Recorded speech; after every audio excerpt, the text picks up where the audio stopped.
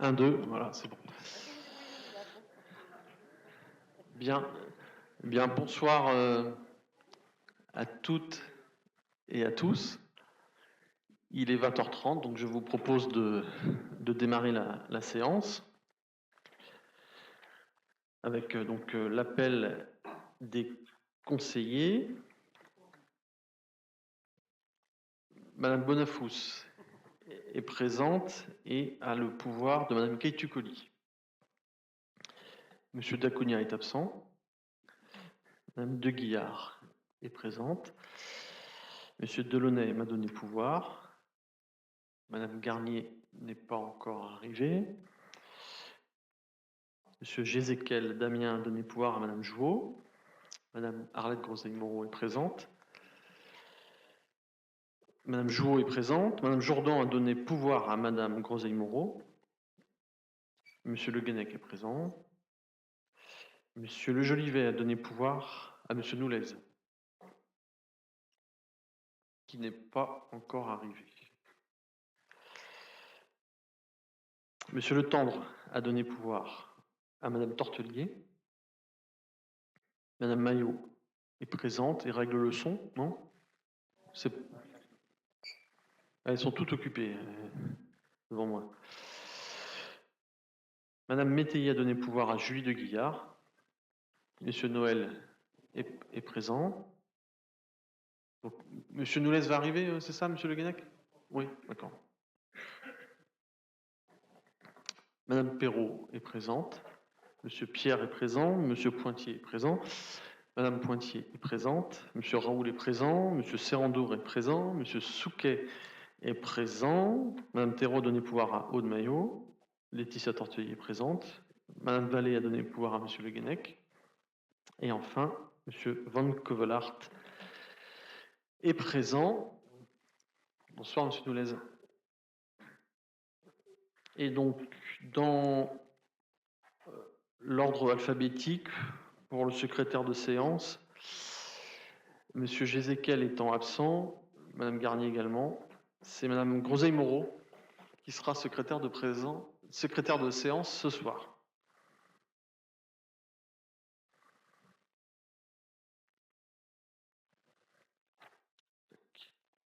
Voilà, ces formalités étant faites, le premier point traditionnel à l'ordre du jour, c'est l'approbation du dernier conseil qui avait eu lieu le 1er juillet. Le compte-rendu procès-verbal vous a été diffusé. Est-ce qu'il y a des remarques, des questions? Bonsoir Christelle. Et alors, grâce à ta présence, eh bien, je remonte dans l'ordre alphabétique du tableau. Et donc, ce ne sera pas Arlette, la secrétaire ce soir, mais bien ce qui était prévu, Christelle Garnier. Voilà.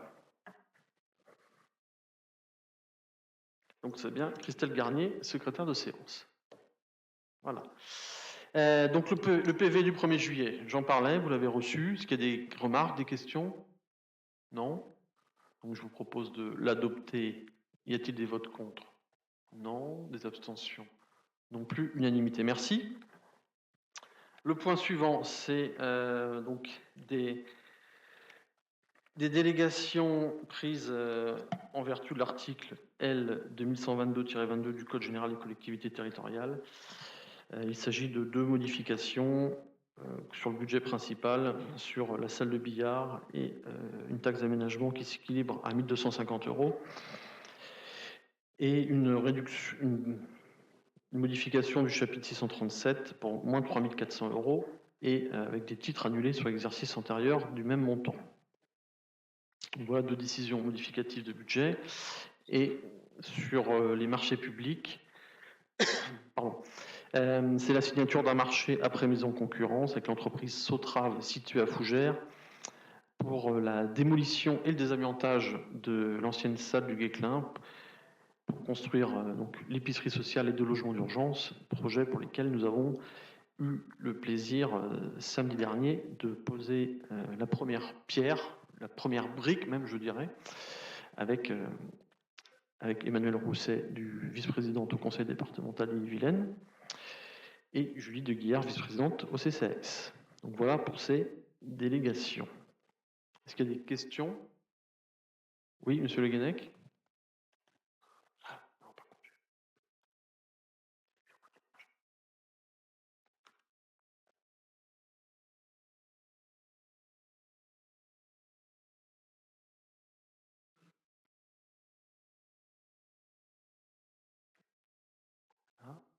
l'ordinateur s'était verrouillé. Tac. Ouais, merci. Bonsoir à toutes et tous. Une question, il nous semble que depuis le mois de mars, nous n'avons pas vu de décision de préemption ou non préemption sur des transactions immobilières à ce point numéro 2, où c'est logiquement l'endroit pour en rendre compte. Comment faut-il interpréter cela? N'y aurait-il plus aucune transaction depuis le mois de mars? Alors, non, il n'y a pas eu aucune transaction sur la commune, mais vous le savez, le domaine de préemption urbain, il y a une partie du périmètre de la commune où c'est Rennes Métropole, une partie où c'est la commune, et puis une partie de la commune où il n'y a pas de domaine de préemption.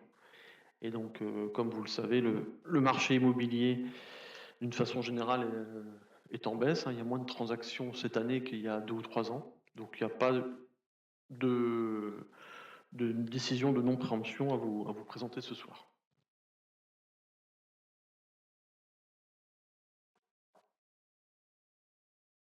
Non, ce soir, mais depuis le mois de mars, nous n'en avons eu aucune. Et même si c'est le droit de Rennes Métropole, vous est quand même possible de nous en informer. Alors, là, monsieur Le Guenec, on est bien dans les délégations que le conseil municipal m'a accordées. D'accord? Les décisions de préemption que peut exercer la métropole, les actes sont publiés sur le site internet de la métropole. Pas dans ce point numéro 2 du conseil municipal de la ville de Tourny-Fouillard. Est-ce qu'il y a d'autres questions? Non? Donc, je vous propose d'adopter ce point. Y a-t-il des votes contre? Non. Des abstentions? Non plus. Unanimité. Merci. Le point numéro 3, Madame Jouot, c'est l'attribution de marché public pour le projet de construction d'une nouvelle salle de billard dans la ZAC de la Vigne. Je vous laisse la parole. Bonsoir. Vu le Code général des collectivités territoriales, vu le Code de la commande publique, vu la délibération numéro 2024-021 en date du 11 mars 2024, validant l'APD, vu l'avis de la Commission élargie Aménagement, Patrimoine, Mobilité, Accessibilité et Vie associative en date du 2 octobre 2024, considérant que l'avis d'appel public à la concurrence est paru sur le profil d'acheteur de la collectivité le 22 juillet 2024 et que la date limite de remise des offres était fixée au 13 septembre 2024 à 12 heures, considérant que le montant des travaux a été estimé à 507 600 € hors taxe en face APD, considérant que le marché est composé de 11 lots, considérant le rapport d'analyse des offres transmis par le maître d'œuvre et jointe en annexe, les entreprises respectivement à retenir sont les suivantes. Alors, le lot 1, curage, démolition, gros œuvres, ravalement. Marseille Construction, situé à Assigny, 202 801,35 € hors taxe. Le lot 2, charpente, ossature, bois, bardage, bois, Limel, à Servon-sur-Vilaine, 83 333,33 €. Le lot 3, couverture zinc, couverture ardoise, des îles couverture à Torcé, 56 900 €. Lot 4, étanchéité, la fougeresse d'étanchéité à Romagné, 15 007,82 € hors taxe. Lot 5, menuiserie extérieure alu, miroiterie 35 à Bru, 25 821,04 € hors taxe. Menuiserie intérieure de l'AE Bruno à Cesson-Sévigné, 14 877,78 € hors taxe. Doublage cloison plafond suspendu, c'est le lot 7. Alors, STOA à Cesson, 41 709,50 € hors taxe. Revêtement de sol, alors c'est Audrin Tuelle Réhabilitation à la Mézière, 8 182,84 € hors taxe. Revêtement sol souple et peinture, Lucat Rennes à Cesson, 28 193,74 € hors taxe. Plomberie, chauffage et ventilation, c'est Envolia 35 à Torigny-Fouillard, 58 000 euros hors taxe. Et le lot électricité, Lustre Elec à Bru, 41 203 euros 12 hors taxe. Le total des lots s'élève à 576 030 euros 52 hors taxe. Il est proposé au conseil municipal d'attribuer les marchés tels que présentés ci-dessus, d'autoriser monsieur le maire à signer tous les documents y afférents, y compris les avenants inférieurs à 5%. Merci. Et donc, par rapport aux éléments que vous avez pu recevoir avec la convocation, donc sur le lot 2, on est bien à 83 333,33 euros, et donc un total, comme l'a indiqué Mme Jouot, à 576 030 euros et 52 centimes. Voilà. Est-ce qu'il y a des questions? Non, je ne vois pas de main qui se lève. Donc je vous propose d'attribuer ces marchés suite au rapport lu par Mme Jouot. Est-ce qu'il y a des votes contre? Pas de vote contre. Des abstentions? Donc avec les pouvoirs 6 et les autres conseillers donc, sont favorables à l'adoption de ces marchés publics pour le projet de construction d'une nouvelle salle de billard. Merci. Le point suivant, c'est l'attribution d'un fonds de concours par Rennes Métropole pour justement la construction de cette salle de billard. Monsieur Pointier.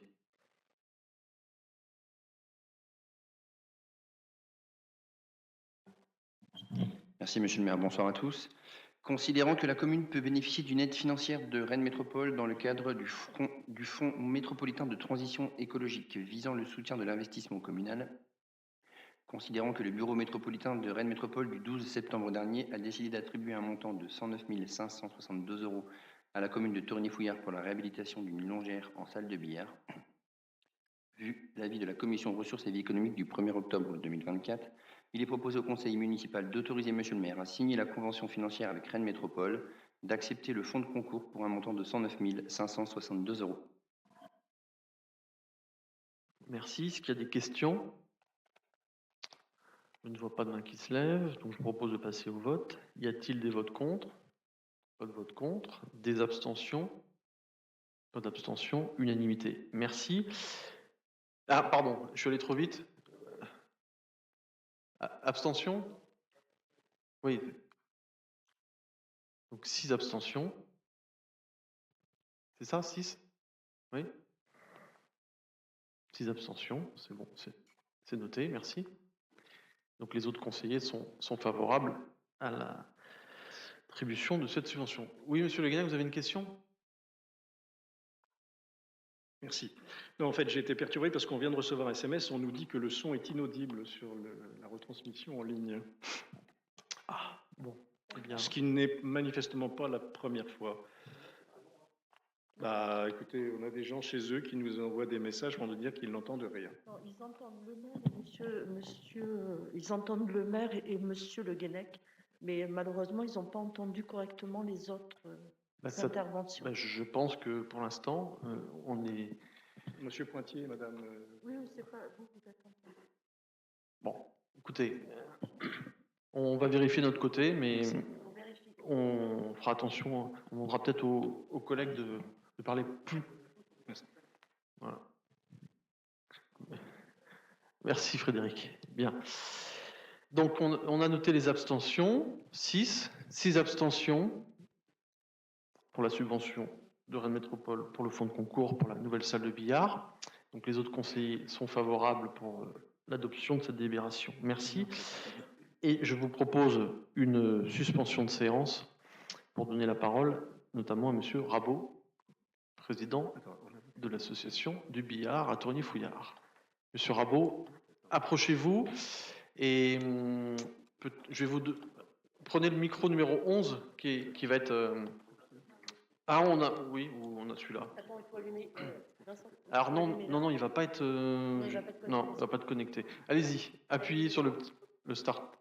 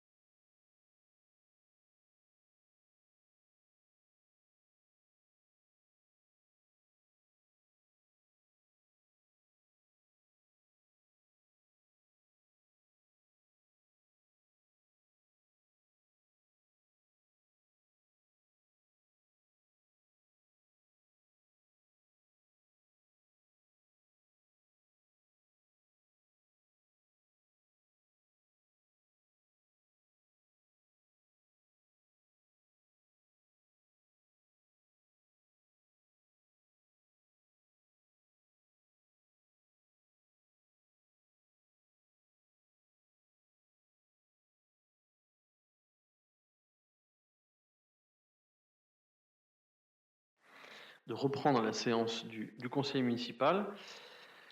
Le point suivant, donc, c'est la création... Ah, pardon, monsieur Le Guenec. Merci. Puisque vous avez fait cette interruption de séance, je pense qu'il est nécessaire que nous donnions une explication de vote pour que tout le monde comprenne notre position.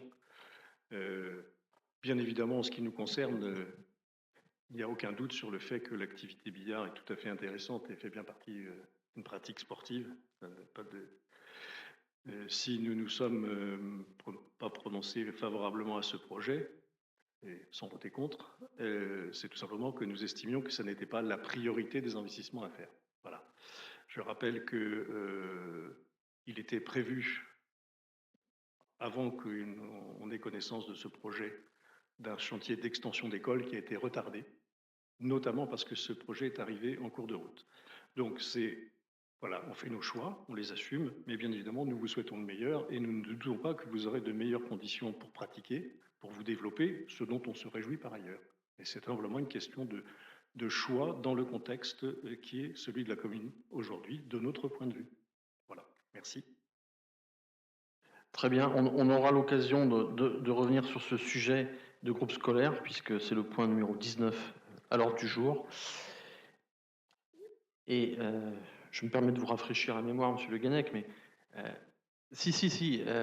pendant la campagne électorale, il y a 4 ans et demi, on n'oublie pas, vous aviez écrit dans votre programme que vous alliez construire un nouveau groupe scolaire à la Réauté, ce qui aurait amené des coûts de fonctionnement énormes, puisqu'il aurait fallu un autre accueil périscolaire, etc., etc.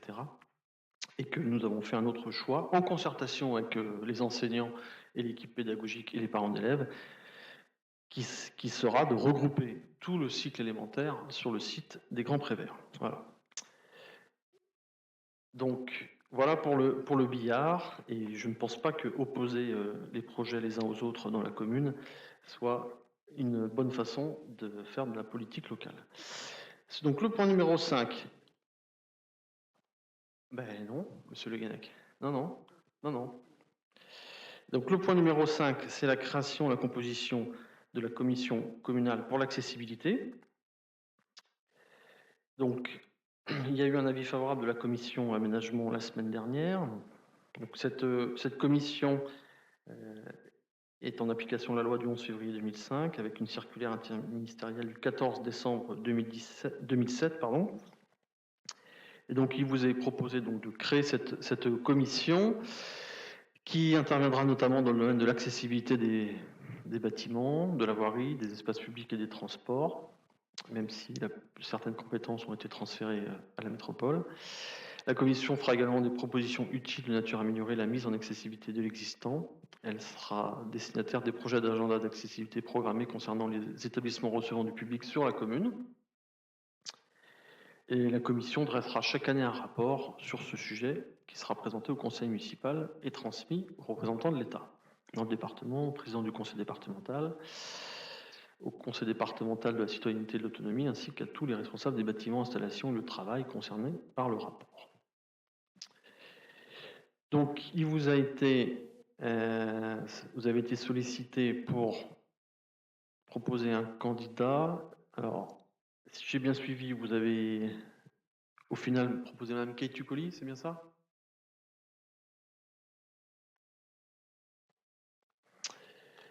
Donc, je vous propose de ne pas procéder au scrutin secret pour ces désignations. Ça vous va? Donc, de créer cette commission communale pour l'accessibilité et de désigner, donc en qualité de représentant de la commune, Mme De Guillard, Mme Jouot, Mme Maillot et donc Mme Kate Tucoli. Est-ce qu'il y a des questions, des interventions? Non? Mais je vous propose de passer au vote pour la création de cette commission communale pour l'accessibilité. Y a-t-il des votes contre? Pas de vote contre. Des abstentions? Non plus. Unanimité, merci. Le point suivant, Madame Jouot, c'est une convention avec la SPA, la Société Protectrice des Animaux. La commune de Thorigny-Fouillard souhaite participer à la capture, à l'identification et à la stérilisation des chats errants, sans propriétaire ni déteneur. La SPA a fait de cette campagne un élément important de son projet associatif. Les parties se sont rapprochées afin de définir les conditions de la mise en œuvre d'une campagne de stérilisation des chats errants. Cette action constitue en effet un des leviers les plus efficaces en vue de contribuer au bien-être animal et de limiter la prolifération féline, contrairement à l'éradication. De nombreuses études scientifiques prouvent que la capture en vue d'une stérilisation et d'un relâché sur le lieu de vie est la seule solution sur le long terme. En effet, l'éradication ne peut solutionner que temporairement ce problème et pose des questions éthiques. De plus, la stérilisation fait cesser les nuisances sonores et olfactives ainsi que les rixes nocturnes.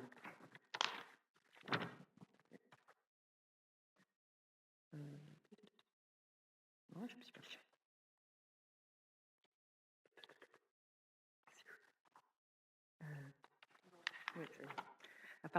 Prenons en considération l'intérêt public lié à l'hygiène et à la sécurité et au regard de ses pouvoirs de police tels que prévus par le Code rural en matière de divagation et de prolifération animale. La commune de Torigny-Fouillard souhaite soutenir une action déterminée visant à la capture, à l'identification et à la stérilisation des chats errants au sens de l'article L211-27 du Code rural et de la pêche maritime sur son territoire. En conséquence, la commune de Torigny-Fouillard est disposée à apporter une aide en 2024 en faveur de l'association, la SPA, destinée à financer une action déterminée visant à la capture, à la stérilisation et à l'identification des chats errants sur son territoire. Cette action est proposée, conçue et réalisée sous l'entière responsabilité de la SPA en collaboration avec les associations Quatre Pattes du Pays de Liffré et Woufine de Torigny-Fouillard, qui assureront sa mise en œuvre sur le territoire de la commune. La clinique vétérinaire partie prenante est celle de Bellevue. Les associations s'engagent à capturer les chats, à les déposer chez le partenaire vétérinaire pour l'intervention adaptée et à les remettre en liberté à la suite. Une subvention pour la SPA a été envisagée à hauteur de 1 000 €. La SPA règle aux vétérinaires une partie des interventions sur la base des tarifs arrêtés, à savoir A. Identification et castration du chat mâle, 55 € TTC. B. Identification et ovariectomie du chat femelle, 70 € TTC. Identification et hystérectomie du chat femelle, 80 € TTC. Alors là, dans le C, on enlève les embryons et l'utérus.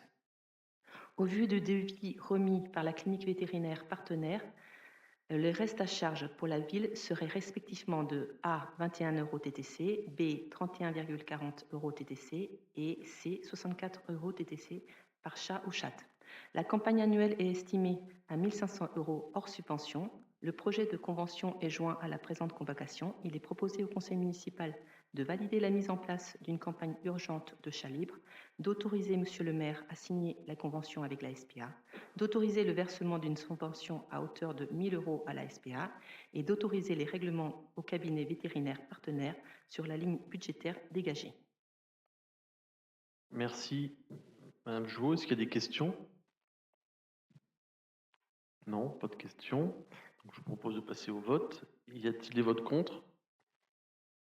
Pas de vote contre. Des abstentions? Non plus. Unanimité, merci.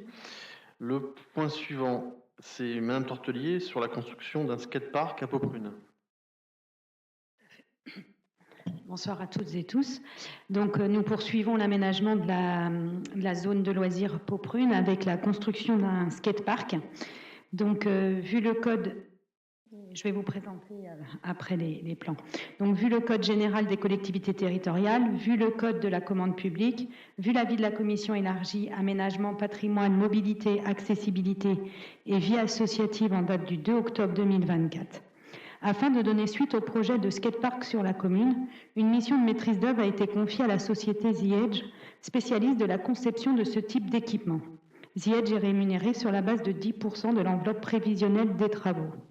L'enveloppe prévisionnelle affectée aux travaux en octobre 2023 par le maître d'ouvrage s'élevait à 270 000 € hors taxes de travaux et 27 000 € hors taxes de maîtrise d'œuvre, soit 300 000 € hors taxes, 360 € en coût global TTC. Donc le maître d'œuvre vient de remettre l'avant-projet définitif dont le contenu a été présenté le 10 septembre dernier à un groupe de citoyens qui suit l'aménagement de Pauprune depuis le départ, mis en place lors de la réflexion sur l'aménagement, à l'association Strange Rider et un groupe de jeunes futurs utilisateurs. Ainsi, l'enveloppe prévisionnelle de travaux a été mise à jour et s'élève à 272 695 € hors taxes. La consultation des entreprises pour le projet sera effectuée sur ce montant de tranche ferme. Initialement envisagé, l'éclairage du skatepark, la mise à disposition d'un point d'alimentation en eau et en électricité, travaux estimés à 41 000 € hors taxes, n'ont pas été retenus au programme. Le mobilier urbain, l'aménagement paysager et des compléments de cheminement menant au skatepark seront réalisés également hors de ce programme de travaux. La consultation pour les travaux sera lancée fin 2024 pour une attribution à la suite. Les travaux sont envisagés à partir du printemps 2025. Le marché de travaux sera traité sur un lot unique, lot terrassement, gros œuvres. La réception de l'équipement est envisagée pour le début de l'été 2025. Donc on va pouvoir regarder les plans. Merci. Donc, ça peut être facile. La zone de skatepark donc, est là où on l'avait envisagé dès le départ de l'aménagement de Pauprune, donc en haut et un tout petit peu éloigné des arbres pour éviter les feuilles sur la zone de skatepark. Donc on est vraiment sur l'ancien terrain de foot pour ceux qui l'ont connu. Donc voilà, c'est une emprise globale qui fait 790 mètres carrés au sol pour un skatepark qui fait un peu plus de 750 mètres carrés. Donc si on redescend encore, on peut encore, Madame Cogène, s'il vous plaît. Voilà, donc on a un skatepark en fait qui est taluté, donc en fait il y a des talus tout autour pour remonter un peu la hauteur du skatepark. Et on a un espace enherbé de 33 mètres carrés au milieu qui permet de garder de l'espace vert. Déjà, c'est important puisqu'on garde une intégration dans le paysage et puis également de laisser passer les eaux pluviales. Avec donc de ce côté-là, à droite, vous avez ici l'espace qui est un espace, on va dire, réservé aux plus jeunes, puisque c'est la partie initiation, avec des bumps qui font 30 cm. Donc c'est plutôt pour de la trottinette à 3 roues ou les baby rollers, on va dire. Et après, on a toute l'autre partie qu'on peut apercevoir avec des courbes, des corners, des pentes de lancement et puis des zones métalliques qui permettent de pratiquer le skate comme il le souhaite.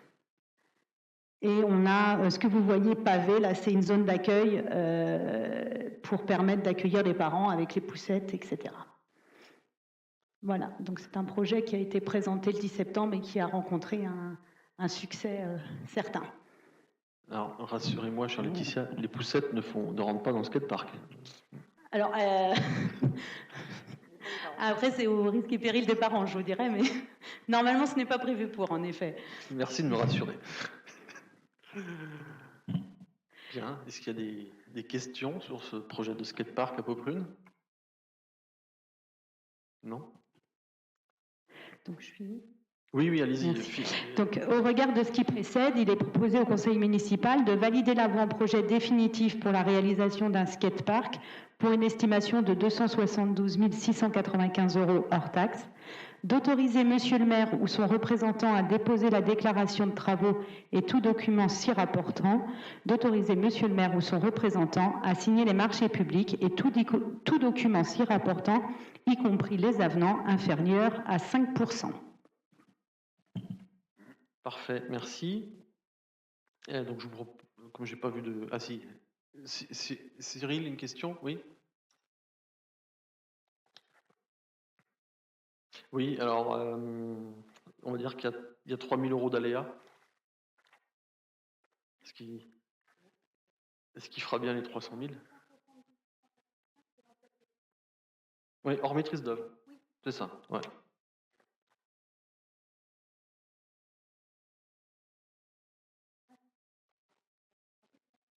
Donc, et on a mis 272 695 pour l'enveloppe de travaux. Voilà, c'est ça. Ouais. Auquel s'ajoute la maîtrise d'œuvre. Monsieur Le Guenec?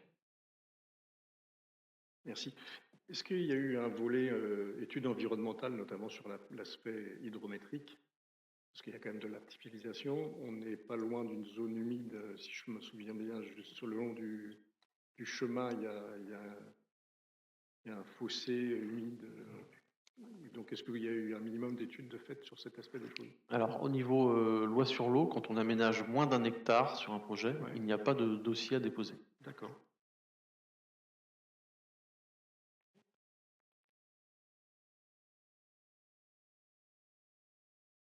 Est-ce qu'il y a d'autres questions?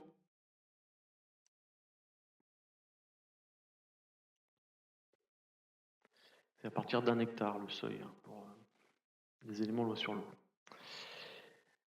Donc, je vous propose de passer au vote. Y a-t-il des votes contre? Pas de vote contre. Des abstentions? Pas d'abstention. Unanimité. Merci. Le point suivant, c'est l'appel à manifestation d'intérêt pour le développement, la mise en œuvre et l'exploitation d'une centrale photovoltaïque au complexe 3 Raquettes au Blanchet. Donc, dans notre politique pour développer les énergies renouvelables, nous souhaitons profiter donc de la construction de ce nouveau complexe 3 Raquettes pour solliciter des entreprises pour y installer en toiture des nouveaux cours de tennis, mais aussi des nouveaux cours de padel, et aussi en ombrière photovoltaïque, la conception, réalisation, exploitation d'une centrale photovoltaïque donc sur le terrain situé au 2 rue Nationale. Donc cet appel à manifestation d'intérêt permettra à la commune donc, de mettre à disposition des entreprises intéressées donc ces toitures ainsi qu'une grande partie du parking, de signer une convention d'occupation temporaire pour une durée de 30 ans, et ainsi la commune percevra un loyer à l'identique du montage qui a été contractualisé avec la SEM Énergive sur les ateliers de la Morinet, où les 470 m² de panneaux photovoltaïques vont être installés début novembre. Aussi, suite après l'avis de la commission aménagement du 2 octobre dernier, considérant que nous avons déjà reçu une manifestation d'intérêt spontané de la part d'une entreprise pour un projet de centrale photovoltaïque sur le site des 3 Raquettes au Blanchet, considérant la nécessité de publier donc, cet appel à manifestation d'intérêt pour permettre de sélectionner l'acteur économique après mise en concurrence, il vous est proposé donc d'approuver cette mise à disposition de toiture, la nouvelle salle de tennis et la nouvelle salle de padel, ainsi que d'autoriser la couverture du parking d'une ombrière sur le site des 3 Raquettes, en vue de conclure cette convention d'occupation temporaire pour la production et la commercialisation d'électricité, de valider le projet d'appel à manifestation d'intérêt qui était joint à la convocation et de m'autoriser à signer tout document s'y rapportant. Est-ce qu'il y a des questions? Oui, Gérard? Avec le micro. Alors, sur la puissance dégagée, de mémoire, on est un peu au-dessus de 350 kW crête. Oui. Donc, en fait, on est quasiment à 4 fois plus que la Morinet. Ouais. Ouais. C'est ça. Bon, avec les ombrières, hein, bien entendu. Absolument. C'est le même montage, tout à fait. Tout à fait. Et il est aussi envisagé de mettre, une fois l'installation mise en place, une boucle locale d'énergie avec l'entreprise qui sera sélectionnée, ce qui nous permettra d'avoir une partie on n'achètera pas en fait finalement les électrons au prix du marché actuel, hein, et on connaît la fluctuation importante qu'il y a eu ces deux, 3 dernières années, et d'avoir un prix beaucoup plus stable dans le temps.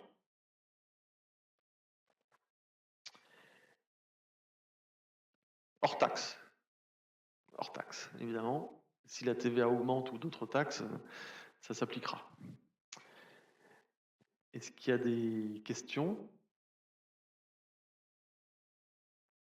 Pas de questions, donc je vous propose de passer au vote. Y a-t-il des votes contre? Pas de vote contre. Des abstentions? Non plus. Unanimité. Merci.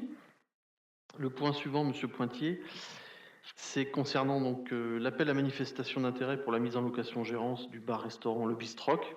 Et comme je l'avais indiqué au conseil municipal précédent, eh bien, il y a bien eu une acquisition à l'amiable du fonds de commerce. Monsieur Pointier. Merci, monsieur le maire. Alors que Rennes Métropole avait acquis les murs en 2023, la commune vient d'acquérir le fonds de commerce à l'enseigne Le Bistroc aux 4 rue Beaumanoir à Torigny-Fouillard. La commune n'ayant pas vocation à reprendre directement l'exploitation et pour que cette dernière soit effective rapidement, il convient de lancer dès à présent un appel à manifestation dans l'intérêt des candidats potentiels. Afin d'assurer un contrôle de la commune sur la future activité et par conséquent sur le maintien de cet espace de vie indispensable au centre-ville, la reprise d'activité est envisagée sous la forme d'une location-gérance dont le principe caractéristiques sont détaillés dans le projet d'appel à manifester d'intérêt si annexé. Il est proposé au conseil municipal d'autoriser monsieur le maire à lancer l'appel à manifestation d'intérêt pour la location-gérance du restaurant-bar à l'enseigne Le Bistroc. Merci. Est-ce qu'il y a des questions? Pas de questions. Je vous propose donc d'approuver le lancement de cet appel à manifestation d'intérêt pour désigner un nouveau gérant, un nouveau titulaire pour le bar-restaurant situé rue Beaumanoir. Est-ce qu'il y a des votes contre? Pas de vote contre. Des abstentions? Non plus. Unanimité. Merci. Le point suivant, Monsieur Pointier, c'est cette fois-ci en finance pour des placements à terme. Le principe du dépôt des fonds libres des collectivités territoriales et des établissements publics au Trésor figure au 3e alinéa de l'article 26 de la loi organique numéro 2001-692 relative aux lois de finances du 1er août 2001 qui dispose que, sauf disposition expresse d'une loi de finances, les collectivités territoriales et leurs établissements publics sont tenus de déposer toute leur disponibilité auprès de l'État. Toutefois, en application du premier article 1618 alinéa 2 du Code général des collectivités territoriales, les établissements publics entrant dans le champ défini à l'article L 1618-1 peuvent déroger à l'obligation de dépôt auprès de l'État pour les fonds qui proviennent, petit 1, de libéralité, petit 2, de l'aliénation d'un élément de leur patrimoine, et petit 3, d'un emprunt dont l'emploi est différé pour des raisons indépendantes de la volonté de la collectivité ou de l'établissement public. C'est cette option qui nous concerne. Point 4, des recettes exceptionnelles dont la liste est fixée par décret en Conseil d'État. Plus particulièrement et conformément au 3e alinéa, cette possibilité de placement a été ouverte pour le fonds provenant d'emprunts et destiné à l'exécution de travaux dont le lancement se trouve différé pour des raisons indépendantes de la collectivité. Dans ce cas, la collectivité peut, sous le chef de l'ordonnateur et sans inscription budgétaire préalable, placer librement ces fonds acquis par voie d'emprunt qui se trouvent temporairement disponibles. Cela permet notamment à la collectivité emprunteuse de compenser au moins en partie les intérêts qu'elle est elle-même obligée de payer aux prêteurs. Ainsi, seul le fonds recueilli par voie d'emprunt en vue de l'exécution des travaux peut faire l'objet d'un placement de trésorerie lorsque leur emploi est différé pour des raisons indépendantes de la volonté des collectivités territoriales. Dérogation à l'obligation de dépôt des fonds auprès de l'État, la commune de Torigny-Fouillard souhaite par conséquent recourir à la dérogation de cette obligation de dépôt auprès de l'État pour le produit suivant, donc d'un emprunt de 1 million sur le budget principal et d'un emprunt de 1 250 000 € sur le budget de la ZAC multisite. Le premier emprunt a été souscrit auprès de la Caisse d'épargne le 2 août 2023 sur une durée de 15 ans. L'emprunt a été souscrit pour faire face notamment aux besoins de financement des travaux de rénovation énergétique de la commune et des projets d'investissement envisagés. Or, le programme de réhabilitation et extension des ateliers de la Maurienne ne s'est achevé qu'en septembre dernier au lieu de juillet 2023. Et de plus, les crédits d'investissement prévus, 1 336 000 € au budget 2024 pour le projet complexe 3 raquettes, ne seront pas consommés à cette hauteur du fait du retard dans le démarrage de l'opération. L'emprunt avait tout de même dû être débloqué en début d'année 2024 pour respecter le délai de versement des fonds, 5 mois après la signature du prêt intervenu le 2 août 2023. Pour ces raisons, la commune invoque la possibilité de déroger à l'obligation de dépôt auprès de l'État pour ces fonds à hauteur de 300 000 €. Le second emprunt, lui, a été souscrit auprès du CMB, Crédit Mutuel de Bretagne, le 23 juin 2023, sur une durée de 15 ans. L'emprunt a été souscrit pour réaliser des acquisitions foncières. Seulement, ces acquisitions ont été retardées pour des raisons administratives cette fois-ci, en attente par exemple d'un rendez-vous notarial pour le 45 ou 47 rue Nationale ou d'un accord pour le 1 impasse Claude Bernard. L'emprunt avait tout de même dû être débloqué en début d'année 2024 pour respecter le délai de versement des fonds. C'est pour ces raisons que la commune invoque la possibilité de déroger à l'obligation de dépôt auprès de l'État de ces fonds à hauteur de 500 000 euros en 2 placements, un premier de 300 000 euros et un second de 200 000 euros. Les options en matière de placement. Le nombre d'options de placement est toutefois limité. Il peut s'agir de l'ouverture d'un ou plusieurs comptes à terme auprès du Trésor public, d'acquisition de bons de trésor à taux fixe BTF, de souscription de par organismes de placement collectif en valeur mobilière, les OPCVM, composés exclusivement de titres émis ou garantis par l'État et libellés en euros. L'ensemble de ces produits de placement est à court terme. Le plus simple d'entre elles consisterait en l'ouverture d'un compte à terme CAT. Le montant minimum est de 1 000 euros et le montant placé doit être un multiple de 1000. Toutes les durées de placement sont possibles entre 1 et 12 mois. À chaque maturité correspond un taux de rendement applicable au moment placé. Le taux de rendement évolue mensuellement et le taux sont connus en début de mois. À titre d'exemple, en septembre 2024, le taux actuariel est de 1,13% en compte à terme de 1 mois et de 3,52% pour un compte à terme à 3 mois. Il est possible d'ouvrir plusieurs comptes à terme de durée différentes ou bien de durée maximale de 12 mois chacun. Sachant que si les retraits partiels sont impossibles, les retraits anticipés sont possibles sans aucune pénalité. Toutefois, le taux appliqué en cas de retrait anticipé est le taux de la maturité immédiatement inférieur à la durée effective d'immobilisation, tel que figure sur le barème en vigueur le jour d'ouverture du compte à terme.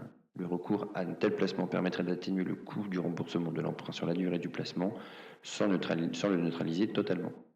Pour effectuer cette opération de trésorerie, il est proposé au conseil municipal de décider de déroger à l'obligation de dépôt des fonds auprès de l'État pour le produit des emprunts cités ci-dessus, dont l'emploi est différé pour des raisons indépendantes de la volonté de la commune de Tourigny-Fouillard, d'autoriser les placements sur des sommes de 300 000 et 500 000 en 2 placements 300 000 plus 200 000 conformément aux dispositions du deuxième de l'article 16-18-2 du Code général des collectivités pour une durée de 3 mois, d'autoriser l'ouverture d'un ou plusieurs comptes à terme auprès du Trésor public, et de donner délégation à Monsieur le maire ou son représentant dûment habilité pour placer ou retirer les fonds et signer tout document s'y afférent. Merci. Est-ce qu'il y a des interventions? Non. Merci, la présentation était claire. Donc je vous propose de passer au vote. Y a-t-il des votes contre? Non. Des abstentions? Non plus. Unanimité, merci. Le point suivant, Madame Maillot, c'est la subvention de fonctionnement à l'OGEC. Bonsoir à tous.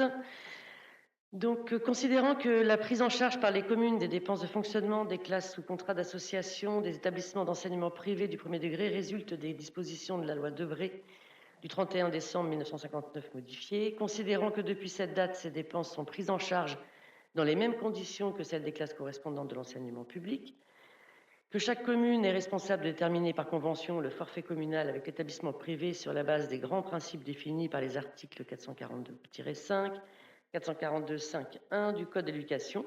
Le montant du forfait doit être équivalent au coût des classes correspondantes de l'enseignement public, sans pouvoir le dépasser. C'est le principe dit de parité. Considérant que par convention du 10 décembre 2002, approuvée par délibération numéro 2002-149 du 23 octobre 2002, la commune de Tourigny-Fouillard subventionne l'école privée à hauteur du coût moyen total des dépenses de fonctionnement de ces écoles publiques au vu du nombre des élèves inscrits dans les écoles privées et résidant sur la commune.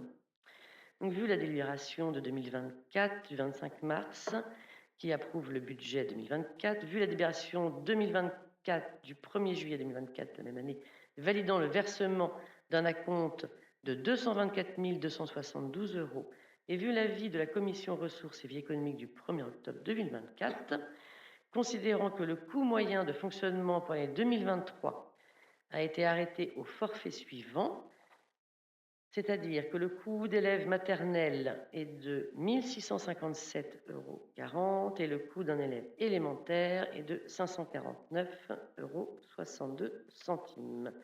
Compte tenu des effectifs inscrits au 1er janvier 2024 et résidant sur la commune, la subvention à verser à l'OGEC pour l'année 2024 s'élève à 261 340 € répartis comme suit. Je vous laisse regarder le tableau.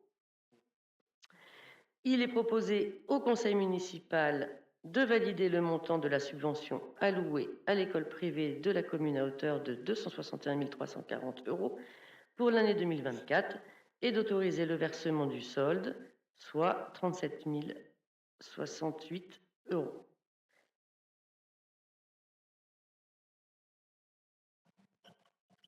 Merci. Est-ce qu'il y a des questions, des interventions? Non, je ne vois pas de main qui se lève. Donc je propose de passer au vote. Y a-t-il des votes contre? Pas de vote contre. Des abstentions non plus. Unanimité. Merci. Le point numéro 12, Madame Maillot. Et dans la suite logique, le point numéro 12, finance, répartition intercommunale des charges de fonctionnement. Nous restons toujours sur le coût des élèves. Vu le Code général des collectivités territoriales, vu la délibération 2024 du 25 mars 2024 qui approuve le budget 2024 de la commune, vu l'avis favorable de la Commission ressources et vie économique du 1er octobre 2024, et en vertu de la loi du 22 juillet 1983, lorsque les écoles maternelles et élémentaires publiques d'une commune reçoivent des élèves dont la famille est domiciliée dans une autre commune, la répartition des dépenses de fonctionnement se fait par accord entre la commune d'accueil et la commune de résidence. Les dépenses à répartir sont les seules dépenses de fonctionnement, ainsi que les dépenses de personnel et de fournitures scolaires. Il est proposé au conseil municipal d'adopter pour l'année 2024 les montants de participation suivants au titre de la répartition intercommunale des charges des écoles publiques. Le coût constaté par élève en maternelle est en 2023 de 1 620,89 €, le coût constaté en élémentaire pour 2023 de 501,18 €.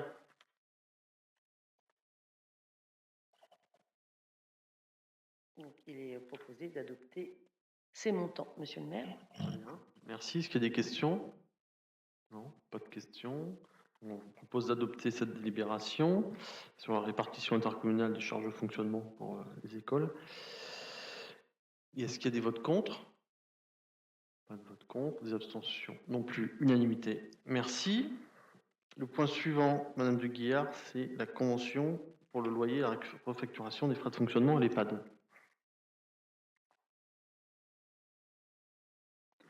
Bonsoir à tous et à toutes.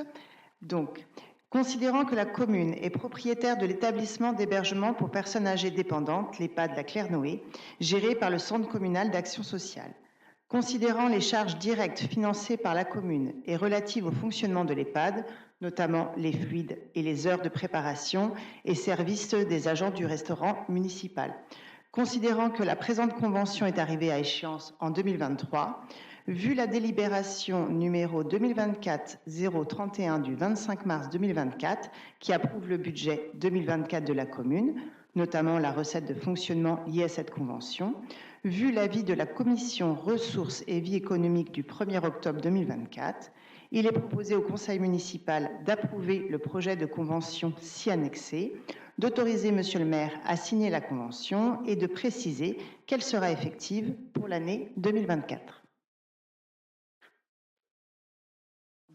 Merci. Est-ce qu'il y a des questions? Non. Pas de main qui se lève. Donc je propose de passer au vote. Est-ce qu'il y a des votes contre? Pas de vote contre. Des abstentions? Non plus. Unanimité. Merci. Monsieur Pointier, c'est cette fois-ci l'attribution d'un fonds de concours de la Rennes Métropole pour l'épicerie sociale et les 2 logements d'urgence. Merci.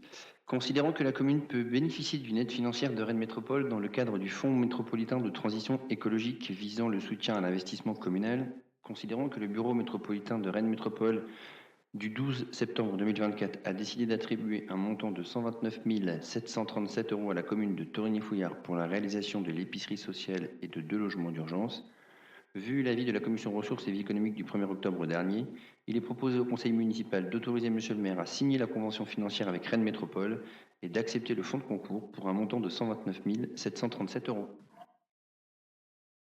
Merci. Est-ce qu'il y a des questions? Donc je propose de passer au vote. Est-ce qu'il y a des votes contre? Pas de vote contre. Des abstentions non plus. Unanimité. Merci. Monsieur Pointier, on continue sur les finances avec le reversement anticipé de l'excédent du budget annexe ZA4 vers le budget principal. Vu la délibération 2024-031 du 25 mars dernier qui approuve le budget 2024 de la commune, notamment un reversement anticipé de l'excédent du budget annexe ZA4, vu la délibération numéro 2024-032 du 25 mars 2024 qui approuve le budget annexe ZA4, vu l'avis de la commission ressources et vie économique du 1er octobre dernier, considérant que l'excédent du budget annexe peut être reversé partiellement au profit du budget principal, il est proposé au conseil municipal d'autoriser monsieur le maire à procéder aux écritures comptables afin d'effectuer un reversement partiel de l'excédent du budget annexe ZA4 au profit du budget principal à hauteur de 80 000 €. Merci. Est-ce qu'il y a des interventions? Non. Donc, je vous propose de passer au vote. Est-ce qu'il y a des votes contre? Pas de vote contre. Des abstentions? Non plus. Unanimité. Merci. La délibération suivante, monsieur Pointier, c'est toujours dans les finances et le reversement anticipé de l'excédent du budget annexe ZAC de la Vigne vers le budget principal. Vu la délibération numéro 2024-031 du 25 mars 2024 qui approuve le budget 2024 de la commune, notamment sur le compte 75 821, vu la délibération numéro 2024-34 du 25 mars 2024 qui approuve le budget ZAC de la Vigne de la commune et notamment le compte 65 822, vu l'avis de la commission ressources et économiques du 1er octobre dernier, considérant que le reversement anticipé a été prévu à hauteur de 330 000 € lors de la préparation budgétaire, il est proposé au conseil municipal d'autoriser monsieur le maire à procéder aux écritures comptables afin d'effectuer un reversement partiel de l'excédent du budget ZAC de la Vigne à hauteur de 330 000 € au profit du budget général. Merci. Des questions? Non. Donc, je vous propose de passer au vote. Est-ce qu'il y a des votes contre? Non. Des abstentions? Non plus. Unanimité. Merci. On continue toujours sur les finances. C'est l'actualisation du tableau d'amortissement, monsieur Pointier.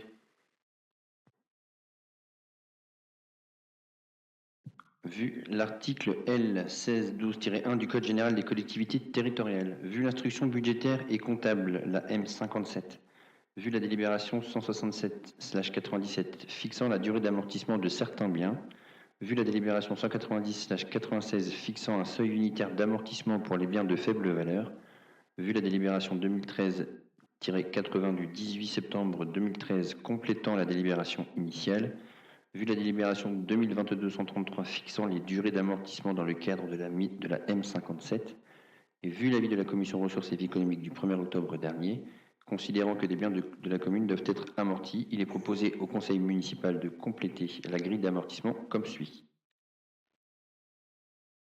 Vous avez donc les natures comptables qui sont précisées, donc la 204-14-12, subvention d'équipement aux organismes publics, durée d'amortissement proposée 15 ans. Nature comptable 21-38 pour les autres constructions, durée d'amortissement 5 ans. Nature comptable 21-85, matériel de téléphonie, durée d'amortissement pour une durée de 3 ans. Nature comptable 215-731, matériel roulant pour 10 années d'amortissement. Et 215-73-8, autres matériels et outillages de voirie, durée d'amortissement 6 ans. Merci. Est-ce qu'il y a des questions sur ce tableau d'amortissement actualisé? Monsieur Leguenec dans le micro. Il attire beaucoup de suffrages au salon de peinture. Ça dépend qui peint. Bien. Est-ce qu'il y a pas de questions? Donc je vous propose de passer au vote. Y a-t-il des votes contre? Pas de vote contre. Des abstentions non plus. Unanimité. Et enfin, monsieur Pointier, une délibération habituelle sur les créances irrécouvrables. Considérant que les créances irrécouvrables correspondent aux titres émis par une collectivité mais dont le recouvrement ne peut être mené à son terme par le comptable public qui a la charge exclusive de la mise en recouvrement des titres de recettes de la collectivité. Les créances irrécouvrables sont soit des créances dites éteintes résultant de décisions juridiques extérieures définitives qui s'imposent à la collectivité, donc elles sont de nature 65-42, soit des admissions en non-valeur demandées par le comptable à la collectivité, nature comptable 6541. Ces dernières concernent notamment des titres émis pour des montants inférieurs au seuil plancher des poursuites, qui est de 15 €, et concernent des débiteurs qui n'ont plus d'adresse connue. Pour la collectivité, la procédure d'admission se traduit pour l'exercice en cours par une charge budgétaire égale au montant des créances concernées. Cette procédure a ainsi pour objet de constater qu'une recette budgétaire comptabilisée sur un exercice antérieur ne se traduira pas, a priori, par un encaissement en trésorerie. Les admissions de créances proposées en 2024 par le comptable public intéressent des titres de recettes émis auprès des particuliers. Elles s'élèvent pour un montant de 1 132,96 €. Il s'agit de créances à admettre en non-valeur, article 6541, au budget principal de la commune. Considérons les listes transmises par le trésorier dont les montants se répartissent comme suit. Budget principal 2024, nature 6541. Pour année 2022-2023, restauration scolaire et périscolaire pour un montant de 54,81 €. Nature comptable identique, année 2022-2023, cette fois-ci ça concerne l'accueil de loisirs pour 154,53 €. Pour l'année 2023, multi-accueil brindille pour 2,20 €. Et pour les années 2021 à 2023, on a divers titres, on a des enseignes, publicité dans le bulletin municipal, fourrière, loyer, etc. pour un montant de 921,42 €, ce qui nous fait le montant initialement annoncé à 1 132,96 €. Il vous est donc demandé au conseil municipal d'admettre en non-valeur des créances de 1 132,96 € à l'article 6541 du budget principal 2024. Merci. Est-ce qu'il y a des questions sur ces créances irrécouvrables? Non. Je vous propose de passer au vote. Est-ce qu'il y a des votes contre? Pas de vote contre. Des abstentions? Non plus. Unanimité, merci. Délibération 19. Madame Ayot, c'est le lancement du jury de concours pour la maîtrise d'œuvre pour le regroupement du cycle élémentaire au Grand Prévert.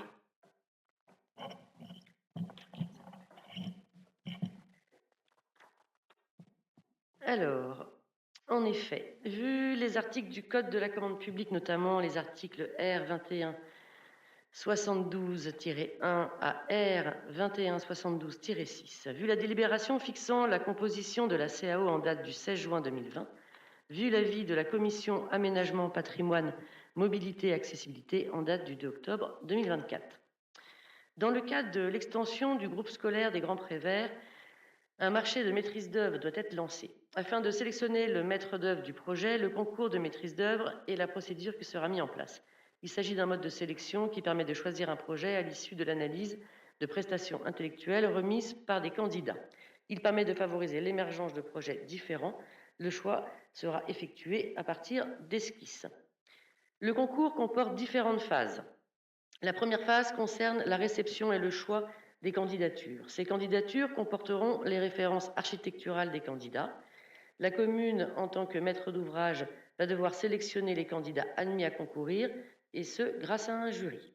Il est donc proposé que le jury soit composé d'élus, les membres de la commission d'appel d'offres, et de professionnels, donc des architectes, devant représenter au moins un tiers de la composition totale du jury. L'ensemble de ces membres auront voix délibérative. Il est également proposé de désigner des membres à voix consultative qui seront ultérieurement désignés par arrêté du maire. Concernant les candidats admis à concourir, il est proposé qu'ils soient au nombre de 3. Ils seront ensuite invités à remettre un projet de niveau esquisse plus. Les candidats retenus devront à terme être rémunérés en échange de leur travail sur le projet. Les 3 candidats recevront une prime de 12 000 €. Bien entendu, si leur offre correspond au programme fonctionnel détaillé, il est précisé qu'une réduction totale ou partielle du montant de la prime est susceptible d'être appliquée sur proposition du jury aux candidats dont l'offre serait incomplète ou non conforme au règlement du concours. La rémunération du marché de maîtrise d'œuvre tiendra compte de la prime versée aux candidats lauréats du concours. La deuxième phase s'attache à l'analyse et au classement des projets des candidats retenus. Ils auront travaillé pendant environ 3 mois et rendu une esquisse du projet que le jury devra analyser afin de les classer. La procédure s'achève par une négociation avec le lauréat du concours dont le projet a été retenu par le maître d'ouvrage. Les convocations aux réunions du jury seront envoyées à ses membres au moins 10 jours francs avant la date prévue pour la réunion. Le jury ne peut se réunir valablement que si le quorum est atteint, soit lorsque la moitié plus un de ses membres ayant voix délibérative sont présents. Si après une première convocation, ce quorum n'est pas atteint, le jury est à nouveau convoqué. Il se réunit alors valablement sans condition de quorum. Le jury dresse le procès-verbal de ces réunions. Tous les membres du jury peuvent demander que leur observation soit portée au procès-verbal. En cas de partage égal des voix, la voix du président est prépondérante. Il convient par ailleurs de fixer l'indemnisation des membres du jury composant le tiers de personnalités qualifiées non rémunérées dans le cadre de leur activité ou obligation professionnelle pour participer à ce jury. Cette indemnisation doit couvrir à la fois les frais de déplacement et le temps passé par les membres du jury. Il est donc proposé de fixer cette somme à 500 € TTC par demi-journée et à 700 € TTC par journée en sus du remboursement des frais de déplacement calculés par application du barème forfaitaire fixé par l'arrêté du 27 mars 2023 publié au journal officiel du 7 avril 2023. Au regard de ce qui précède, il est proposé aux membres du conseil municipal d'autoriser l'organisation et le lancement de la procédure de concours restreint de maîtrise d'œuvre, d'approuver la composition du jury de concours tel que proposé, d'approuver le nombre de 3 candidats admis à concourir, d'approuver le niveau d'esquisse plus des prestations demandées aux 3 candidats admis à concourir, de fixer le montant de la prime versée à chaque candidat admis à concourir à 12 000 € hors taxe, de fixer le montant de l'indemnisation des membres du jury comme précisé ci-dessus, 500 € TTC pour la demi-journée et 700 pour la journée pleine, d'autoriser enfin Monsieur le maire à solliciter les fonds de concours de Rennes Métropole ainsi que de déposer un dossier au titre de la DETR et la DSIL. Y a-t-il des questions? Monsieur le maire.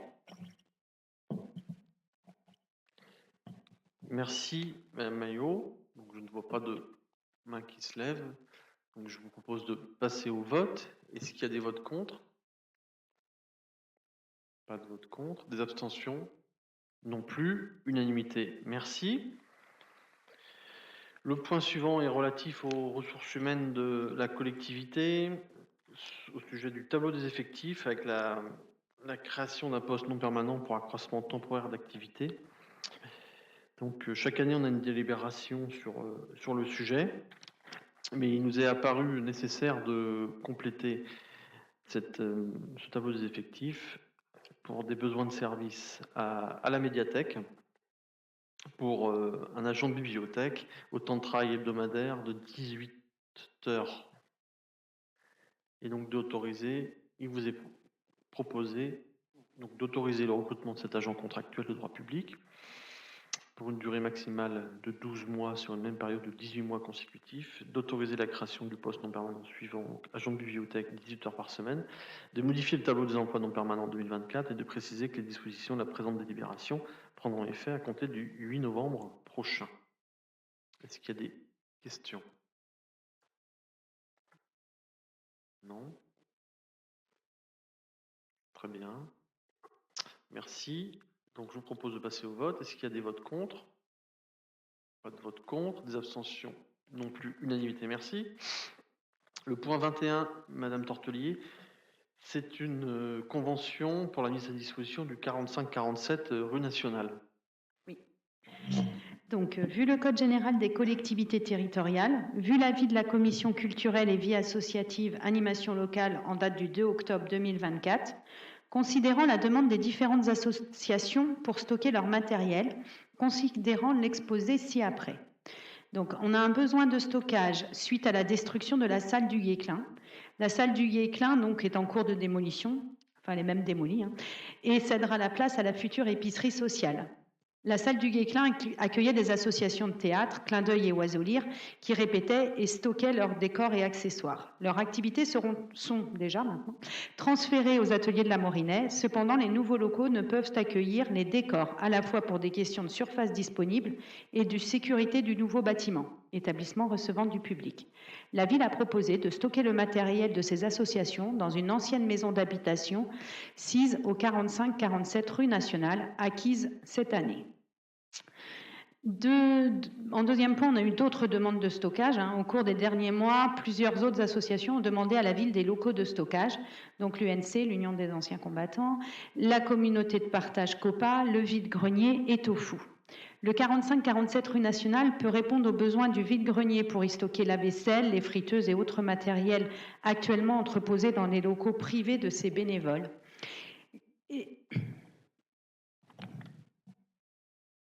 Il manque le truc.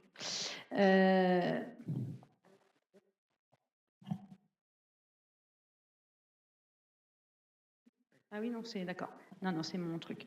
Les conditions liées à la mise à disposition. Donc, la maison au 45-47 rue Nationale est située dans le périmètre de renouvellement urbain. À ce titre, elle est vouée à disparaître dans quelques années. La mise à disposition de ce local ne peut donc se faire qu'à titre précaire. Par ailleurs, il ne s'agit pas d'un établissement recevant du public. Ce local n'est destiné qu'à stocker du matériel. Afin de préciser ces conditions, il est proposé d'établir une convention type de mise à disposition à titre précaire pour Clin d'œil, l'Oiseau Lyre et le Vide-Grenier. Donc on retrouve dans la petite légende en dessous la distribution des pièces et il est demandé au conseil municipal d'autoriser monsieur le maire à signer la convention avec les associations ci avant désignées pour la mise à disposition du 45-47 rue Nationale. Merci. Est-ce qu'il y a des questions ?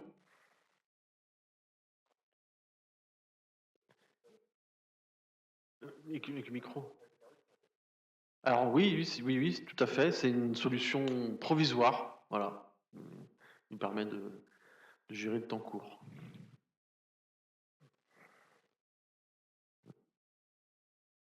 Voilà. Ouais. On a de plus en plus de demandes d'associations pour du stockage. Donc voilà, là on a une première solution pour quelques mois. Donc d'où cette convention à titre précaire et on a d'autres idées pour le futur. Voilà. Est-ce qu'il y a d'autres questions? Non? Donc, je propose de passer au vote. Est-ce qu'il y a des votes contre? Pas de vote contre, des abstentions? Non plus, unanimité, merci. Madame Tortelier, cette fois-ci, c'est avec l'association Annette. Pardon. Donc la mise à disposition des parcelles à la Jutauderie pour l'association Annette. Donc on est sur un renouvellement de la convention. Donc vu le Code général des collectivités territoriales, vu l'avis de la commission culturelle, vie associative, animation locale en date du 2 octobre 2024, considérant que l'association Annette occupe depuis 2017 un terrain communal situé à la Jutauderie dans le cadre d'une convention de mise à disposition à titre précaire et gratuit, considérant que la commission est arrivée à terme et qu'il convient de la renouveler, il est demandé au conseil municipal d'autoriser monsieur le maire à signer la convention jointe en annexe avec l'association Annette. Merci. Est-ce qu'il y a des questions? Non. Ben, je vous propose de passer au vote sur cette convention. Est-ce qu'il y a des votes contre? Non. Des abstentions? Non plus. Unanimité, merci. Vie économique. Ah non, il en reste une, pardon. Les 17 ateliers, pour cette fois-ci avec le jardin partagé à la vigne. Oui, donc on est aussi sur un renouvellement de convention avec le jardin partagé de la vigne. Donc, vu le Code général des collectivités territoriales, vu toujours l'avis de la commission culturelle, vie associative, animation locale du 2 octobre 2024, considérant que la convention d'objectifs et de moyens entre la commune et l'association jardin partagé de la vigne est caduque depuis le 6 février 2024, il est proposé de la renouveler. Donc, considérant que cette convention prévoyait la mise à disposition de 4 parcelles collectives d'une surface totale de 1200 m² et 31 parcelles individuelles d'une surface de 45 à 52 m², situées au sud du mail de la Morinay et à l'est de l'avenue Joliot-Curie. La mise à disposition d'un abri collectif de 120 m² comportant une salle commune, un espace collectif de rangement des outils, 8 boxes de rangement destinés aux utilisateurs des parcelles individuelles, un sanitaire, 3 boxes de collecte de matériaux, donc feuilles, fumier, compostage, 5 cuves de récupération d'eau pluviale. Une mise à disposition d'outils de jardinage réservés aux adhérents, une facturation à 45 centimes du mètre carré par an en fonction de l'occupation réelle, d'une durée de 4 ans. La ville assure l'entretien des parties communes, les gros travaux ou les aménagements concernant le cabanon. L'association, quant à elle, assure l'entretien des parcelles, des parcelles mises à disposition par la ville et l'entretien courant des cabanons. Donc, après échange avec l'association, le projet de nouvelle convention prévoit quelques changements. C'est l'ajout d'une cuve de récupération pluviale et d'une serre en armature aluminium de 15 mètres carrés. Ce sont des équipements qui ont déjà été installés, donc on est en régularisation sur cette convention. La facturation à 47 centimes du mètre carré conformément au tarif voté pour 2024.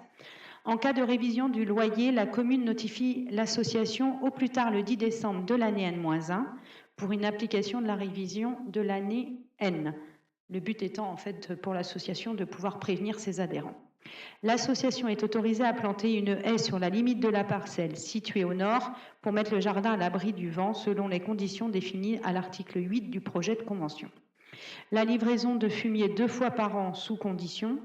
Les représentants de la ville s'engagent à réaliser au moins une visite annuelle du jardin en présence des représentants de l'association.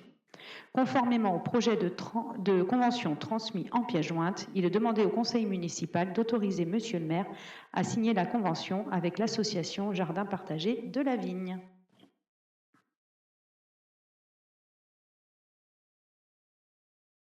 Alors sur la hauteur des serres, ça a été rajouté 2 mètres de hauteur maximum, c'est ça?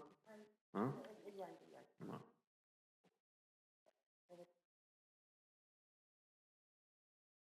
Excusez-moi, il me manquait une ligne. Donc la ville tolère des serres ou tunnels maraîchers légers de dimension maximale de 2 mètres de hauteur et 5 mètres carrés de superficie sur les parcelles individuelles. Et la ville tolère l'implantation d'une serre ou tunnel maraîcher léger de dimension maximum de 2 mètres hauteur et de 12 mètres carrés de superficie sur l'une des parcelles collectives. Excusez-moi. Merci pour ces précisions. Est-ce qu'il y a des questions? Je propose de passer au vote. Est-ce qu'il y a des votes contre? Non. Des abstentions? Non plus. Unanimité. Merci. Alors cette fois-ci, on retourne à la vie économique sur les ouvertures dominicales, Monsieur Pointier.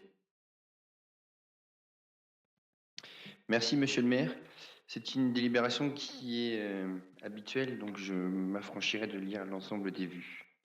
Considérant que le maire peut ainsi autoriser 12 dérogations au repos dominical contre 5 précédemment, considérant que les dérogations au repos dominical doivent être arrêtées avant le 31 décembre pour l'année suivante par décision du maire prise après avis du conseil municipal, considérant que lorsque le nombre de ces dimanches excède 5, la décision du maire est prise après avis conforme de l'organe délibérant de l'établissement public de coopération intercommunale à fiscalité propre dont la commune est membre. À défaut de délibération dans un délai de 2 mois suivant sa saisine, cet avis est réputé favorable. Considérant que pour les commerces de détail alimentaire dont la surface de vente est supérieure à 400 m², lorsque les jours fériés mentionnés à l'article L. 3132-26 du Code du travail sont travaillés, ces derniers sont déduits par l'établissement concerné des dimanches désignés par la mairie dans la limite de 3. Considérant que depuis la loi numéro 2016-1088 du 8 août 2016, article 8, livre 5, la liste des dimanches peut être modifiée dans les mêmes formes en cours d'année au moins 2 mois avant le premier dimanche concerné par cette modification. Ainsi, pour l'année 2025, conformément à l'avis consultatif et dans le respect des conditions fixées aux articles L. 3132-25, alinéa 4, L. 3132-26, L. 3132-27 et R. 3132-21 du Code du travail, volontariat des salariés et rémunération au moins égale au double de la rémunération normale due pour une durée équivalente ou repos compensateur équivalent en temps et tout autre avantage lié au travail du dimanche. Le maire de Torigny-Fouillard peut autoriser les commerces de détail à déroger à la règle du repos dominical pour leurs salariés dans la limite de 3 dimanches parmi les 6 dimanches suivants. Le 12 janvier 2025, donc le premier dimanche suivant le début des soldes, le 7 septembre 2025, dimanche suivant la rentrée scolaire, 30 novembre 2025, dimanche suivant le Black Friday, 7 décembre, 14 décembre et 21 décembre pour les 3 dimanches d'avant Noël. Conformément à l'article L. 3132-26, le nombre de dimanches excédant 5, la décision du maire ne pourra être prise qu'après avis conforme de l'organe délibérant de l'EPCI. Par ailleurs, conformément à l'avis consultatif et dans le respect des conditions fixées par le Code du travail, les commerces de détail sont incités à n'ouvrir que 4 jours fériés parmi les 8 jours fériés suivants: lundi de Pâques 8 mai, jeudi de l'Ascension, lundi de Pentecôte 14 juillet, 15 août, 1er novembre et 11 novembre. Conformément aux articles L. 3132-26, et suivants et R 3132-21 du Code du travail, les vendeurs salariés de l'automobile sont autorisés à déroger à la règle du repos dominical au maximum 5 dimanches, dans le souci de cohérence à l'échelle du pays de Rennes et conformément aux souhaits des concessions automobiles interrogées par Mobilan. Les dimanches pouvant faire l'objet d'ouverture dominicale autorisée par arrêté municipal au titre de l'année 2025 seront les dimanches 12 janvier 2025, 16 mars, 15 juin, 14 septembre et 12 octobre, toujours de l'année 2025. Le conseil municipal, après en avoir délibéré, décide de donner un avis favorable à la proposition de monsieur le maire d'autoriser les ouvertures exceptionnelles suivantes au titre de l'année 2025. Pour les salariés de commerce de détail, à l'exclusion des concessions auto et des autres commerces faisant l'objet d'une réglementation particulière, 3 dimanches maximum parmi les 6 dimanches suivants, 12 janvier, 7 septembre, 30 novembre, 7 décembre, 14 et 21 décembre. D'inciter le commerce de détail à n'ouvrir que les 4 jours fériés parmi les 8 jours fériés suivants, lundi de Pâques, 8 mai, jeudi de l'Ascension, lundi de Pentecôte, 14 juillet, 15 août, 1er novembre et 11 novembre. Pour les salariés des concessions automobiles, les dimanches suivants seront donc les 12 janvier 2025, 16 mars 2025, 15 juin, 14 septembre et 12 octobre 2025. Décidez de préciser que les dates seront définies par un arrêté du maire qui ne pourra être pris qu'après avis conforme de l'organe délibérant de l'EPCI. Décide d'autoriser monsieur le maire ou son représentant légal à signer tout document afférent à ce dossier. Merci beaucoup. Merci. Est-ce qu'il y a des questions? Non. Donc, je vous propose de passer au vote. Est-ce qu'il y a des votes contre? Pas de vote contre, des abstentions non plus, unanimité. Merci. Le point suivant est relatif à l'urbanisme de la ville et donc avec un nouvel inventaire des zones humides. Alors on le verra dans la délibération suivante sur l'avis de la commune sur la nouvelle zone d'activité économique Porte de Tizé. Il y a une actualisation des surfaces des zones humides et la carte va vous être projetée. Et donc, dans le cadre de cette nouvelle zone d'activité Porte de Tizé, il apparaît que la zone inventoriée est un peu plus importante que sur les cartes précédentes. Et donc, on est donc sur la partie intra-rocade de la commune, donc vers Cesson, à proximité du boulevard d'Argentré.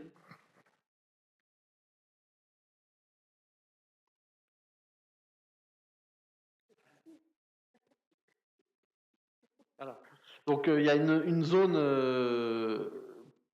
proche en fait du transformateur haute tension qui a été installé il y a quelques années, mais aussi du centre équestre qui est sur Cesson. Et on est vraiment dans une zone un peu particulière où entre Torigny et Cesson, ça s'imbrique autour de ruisseaux et de zones humides. Et donc on avait fait le choix dès le début du mandat avec la métropole de ne pas intégrer cette zone humide dans le périmètre de la zone d'activité économique Porte de Tizé.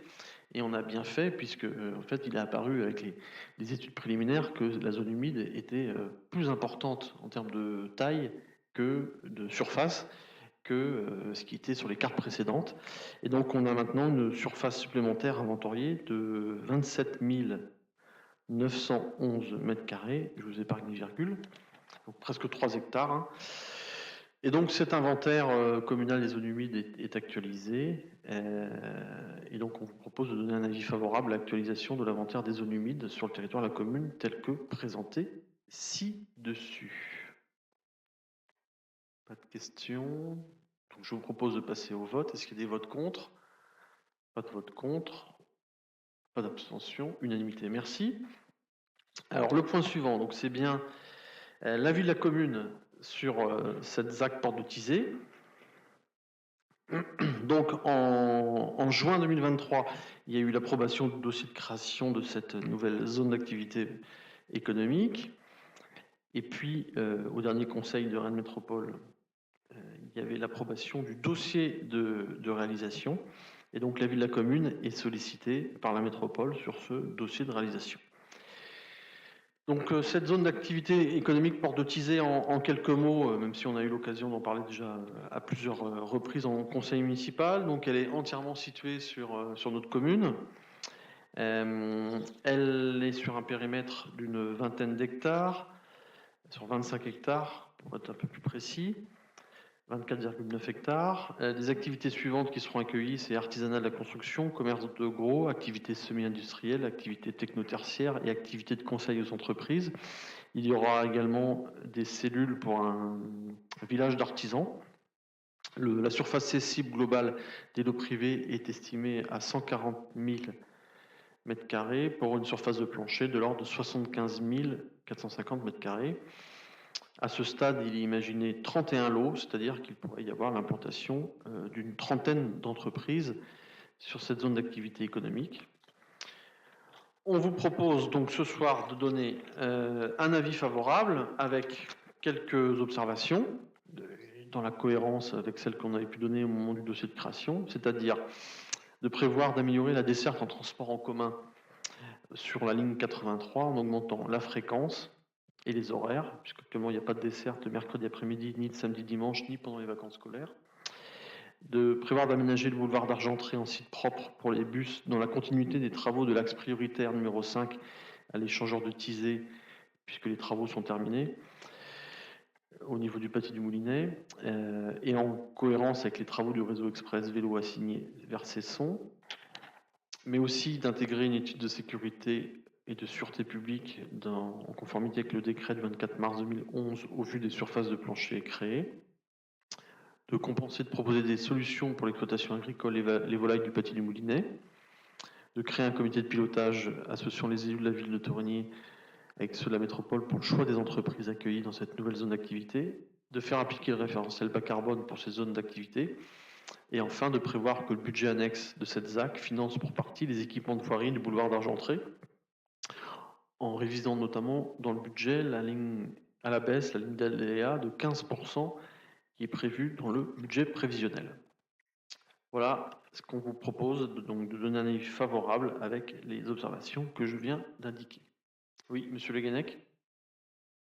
Dans les observations que vous venez d'indiquer, et notamment au regard du point précédent sur les zones humides, je me demande s'il n'y a pas une incompatibilité entre l'hypothèse d'une voie en site propre pour un bus du fait de la proximité de cette zone humide de la voirie actuelle.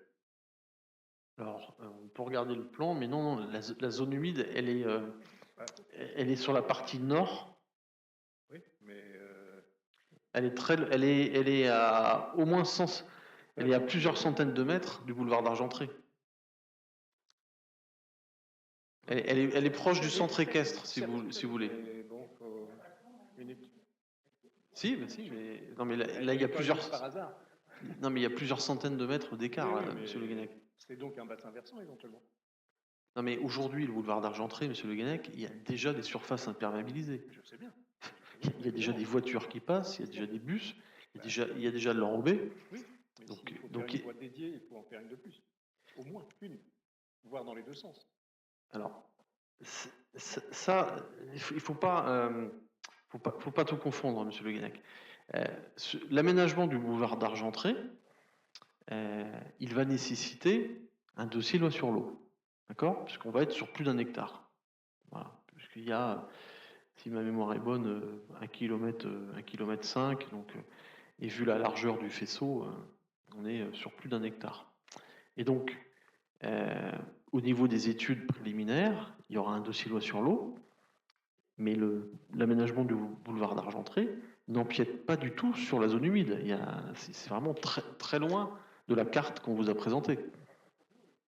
Voilà. Donc, moi je veux bien on reprojette la carte, mais il y a plusieurs centaines de mètres d'écart. Hein. Donc je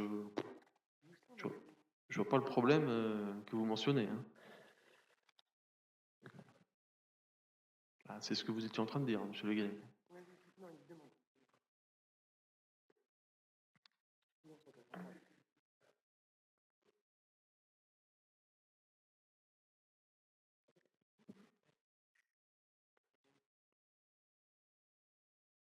Et donc ?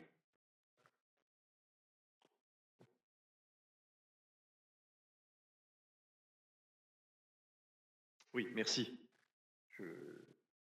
Je me pose la question. Je n'ai pas affirmé que c'était un problème.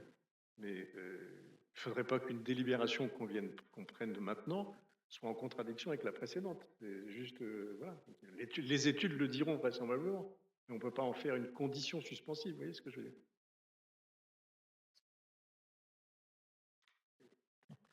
On a entendu votre remarque, mais je le redis, la zone humide en question est très éloignée du boulevard d'Argenterie. Voilà. Est-ce qu'il y a d'autres remarques sur cet avis favorable pour une nouvelle zone d'activité économique sur la commune?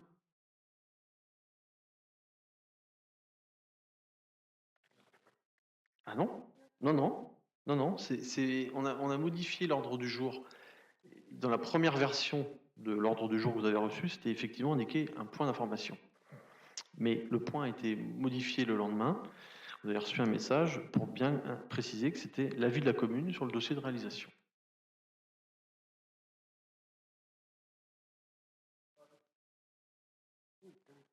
Oui, 5 minutes.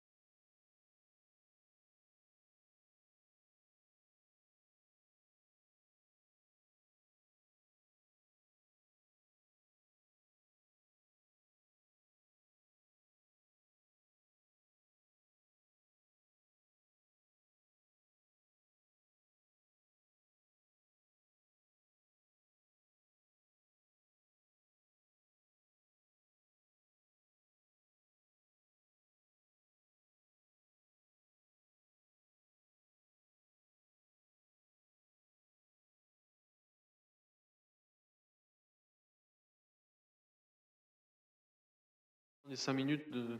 Non. Bon, voilà. Très bien. Donc, du coup, est-ce que vous avez peut-être une question?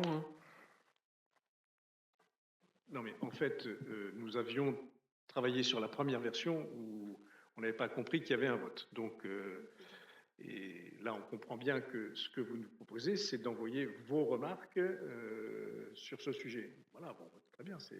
Donc, on ne s'estime pas tout à fait suffisamment informé dans les détails, puisqu'on n'avait pas compris qu'il y aurait un vote ce soir. On s'abstiendra sur cette délibération. Très bien, c'est noté. Donc, pas de vote contre. Abstention. Donc 6. Et Mme De Guillard rentre dans la salle pour pouvoir donner aussi un avis favorable à la création de cette nouvelle zone d'activité économique, puisque la suspension de cette séance a été un peu plus courte que prévu. Merci Mme De Guillard. Comme ça, nous avons exactement le même nombre de votants pour que les délibérations précédentes, ce qui facilitera le secrétariat de séance pour bien vérifier tous ces votes. Merci. Délibération suivante. Eh bien, c'est la convention de contractualisation qui vous est proposée pour le programme local de l'habitat sur la période 2023-2028. Donc la convention est en annexe. Alors vous connaissez aujourd'hui évidemment le contexte très compliqué de la construction neuve de logements dans notre pays, en l'espace de 2 ans, avec la hausse des taux d'intérêt très rapide décidée par la Banque centrale européenne pour lutter contre l'inflation. L'inflation, justement, sur les matériaux, la crise énergétique, ont eu des impacts importants sur les coûts de construction, ce qui fait qu'aujourd'hui, en l'espace de un peu plus de 2 ans, les ventes de la promotion a été quasiment divisé par 2 dans notre pays, ce qui a évidemment un impact aussi sur la production de logement social, puisque peu ou prou 60% des logements sociaux sont produits grâce aux opérateurs privés, en tout cas avec des objectifs de péréquation dans les programmes. Mais malgré cela, il faut continuer à travailler sur les projets d'aménagement et aussi à travailler sur ce programme local de l'habitat sur la période 2023-2028. Et donc, en annexe, vous est proposé cette convention du programme local de l'habitat avec la métropole. Et donc, avec cette ambition, sur la période 2026-2028, de 343 logements livrés sur la commune et 209 logements sur la période 2023-2025. Est-ce qu'il y a des questions sur cette convention, sur le PLH? Oui, monsieur Le Guenec. Oui, merci. Allez-vous voter cette délibération positivement, je veux dire? Je vais passer au vote dans quelques instants. Oui, d'accord, mais je vous demande si vous allez voter pour. Vous verrez la réponse, monsieur Le Guenec. Non, parce que à Rennes Métropole, vous vous êtes abstenu. Oui. Donc je vous demande ce soir si vous allez voter pour. Il y a différentes choses, monsieur Le Guenec. On peut s'abstenir ou voter contre la métropole, ou voter pour aussi, sur différents arguments. Notamment, si on parle de la métropole, j'espère que vous avez lu le dernier rapport de la Chambre régionale des comptes sur les finances de la métropole. Monsieur Le Guenec, est-ce que vous avez lu ce rapport de la Chambre régionale des comptes? Oui. Oui, vous l'avez lu? Non, je ne l'ai pas lu. D'accord, très bien. Très bien. Donc vous ne l'avez pas lu. Moi, je l'ai lu.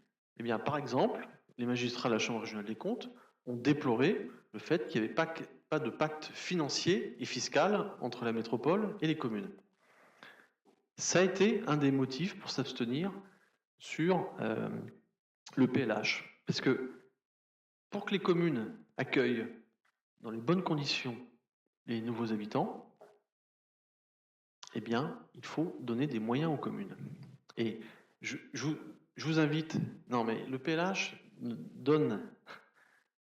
recycle d'abord les aides de l'État sur le logement social.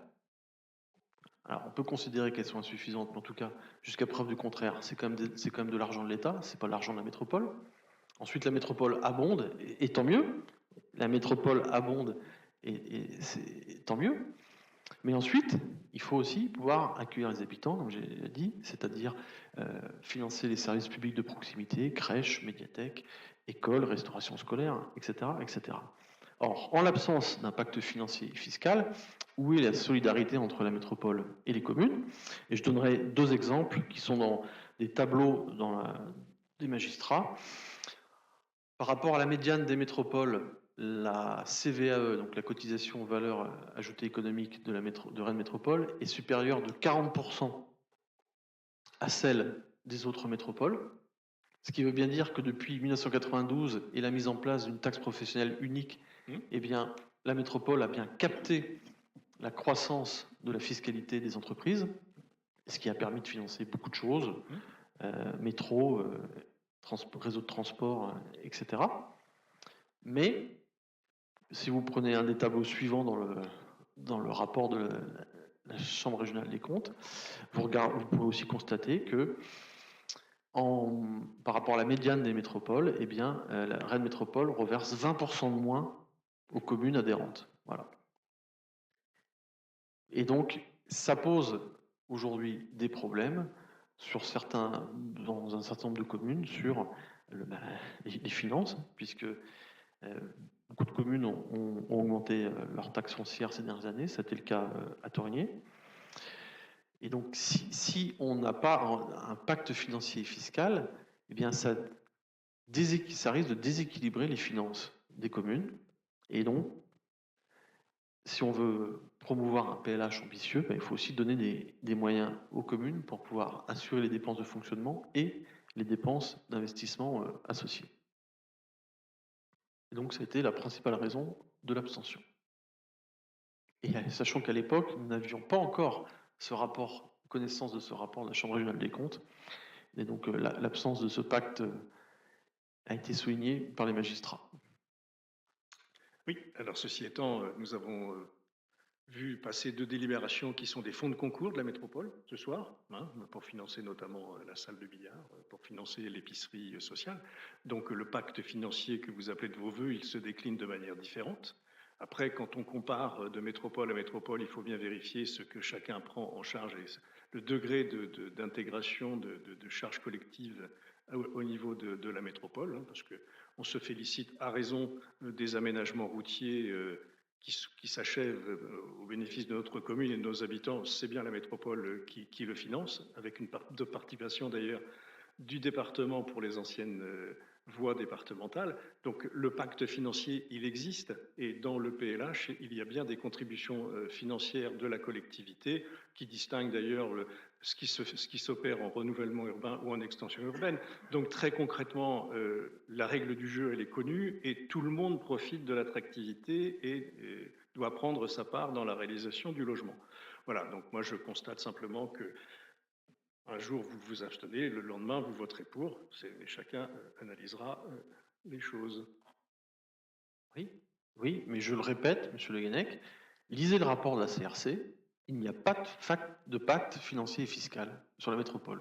Non? Voilà, donc ne dites pas qu'il y en a un, il n'y en a pas. Voilà. Non. Un fonds de concours, c'est une brique du pacte financier et fiscal. C'est une brique. Voilà. C'est une brique intéressante, bien entendu, mais ce n'est qu'une brique. Est-ce qu'il y a d'autres questions? Non, pas d'autres questions. Donc je vous propose de passer au vote. Y a-t-il des votes contre? Pas de vote contre. Des abstentions? Non. Bien donc, unanimité pour cette convention entre la métropole et la ville de Torigny-Fouillard pour le programme local de l'habitat sur la période 2023-2028. Délibération suivante. C'est donc dans la suite logique d'une délibération que nous avons prise en début d'année, où nous avions approuvé l'attribution à Bouygues Immobilier, après une consultation de promoteur, la réalisation d'un programme de logement en lieu et place du complexe sportif des Molières. Depuis, les projets de la commune ont bien avancé, puisque le complexe 3 raquettes des Blanchets est en cours de travaux pour regrouper tennis, squash et une nouvelle activité, les padels. Et nous l'avons vu tout à l'heure en début de séance avec une présentation par Mme Jouot de l'attribution des marchés publics pour la nouvelle salle de billard dans la ZAC de la Vigne côté Clotière. Et donc il convient dorénavant de pouvoir prononcer le déclassement anticipé du complexe sportif des Molières et de ses abords dès lors que leur désaffectation a été décidée, alors même que les nécessités du service public ou de l'usage direct du public justifient que cette désaffectation ne prenne effet que dans un délai ultérieur fixé par l'acte de déclassement. Et donc, ce soir, on vous propose de procéder au déclassement par anticipation de ce complexe sportif des Molières. Et je rassure, évidemment, tous les joueurs de tennis, de billard ou de squash, ils pourront continuer à pratiquer leur activité. Donc, on est bien sur un déclassement par anticipation.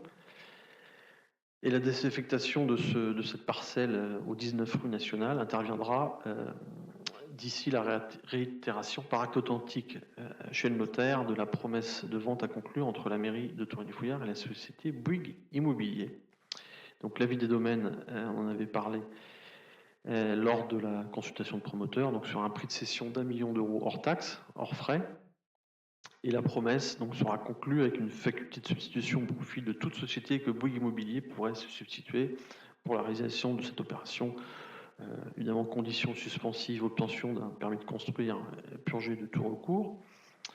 Et donc, il vous est proposé ce soir de prononcer le déclassement par anticipation du complexe sportif des Molières et de ses abords sur la parcelle cadastrée AK section 118 au 19 rue nationale, de dire que la désaffectation visée par ce déclassement anticipé interviendra dans un délai maximal de 3 ans et fera l'objet d'un arrêté interdisant le stationnement et condamnant l'accès au complexe sportif.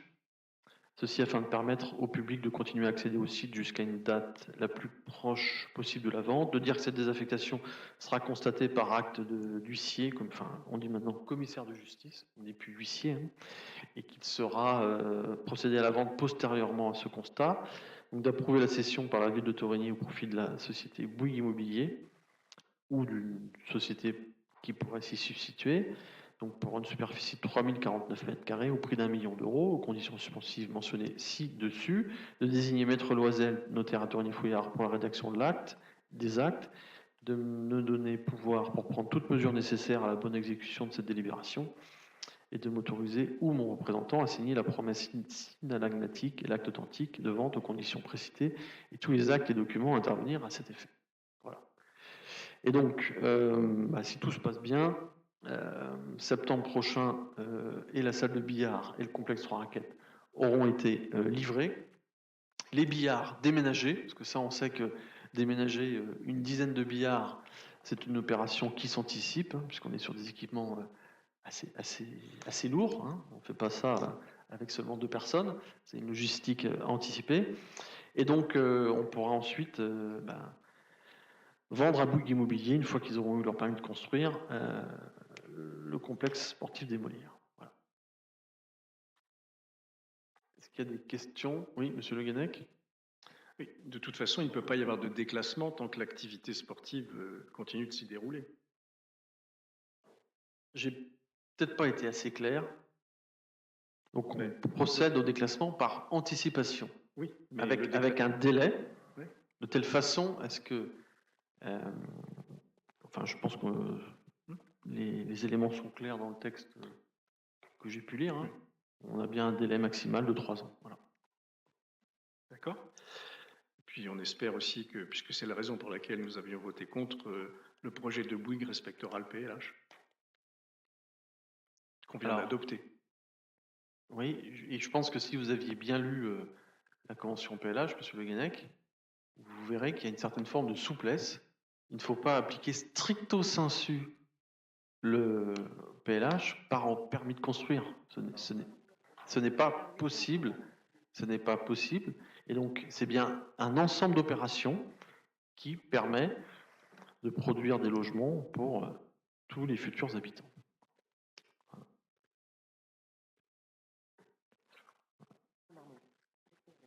Est-ce qu'il y a d'autres questions?